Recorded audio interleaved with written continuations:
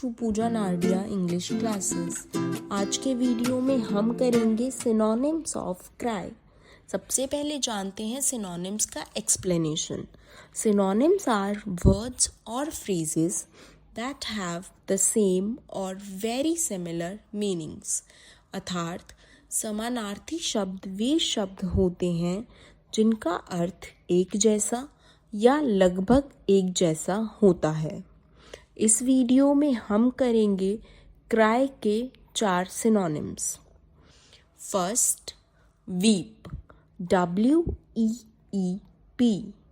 Second, well, WAIL। Third, sob, SOB। Fourth, ball, BAWL। I hope this video was helpful for you. For more videos, like and subscribe the channel. Thanks for watching.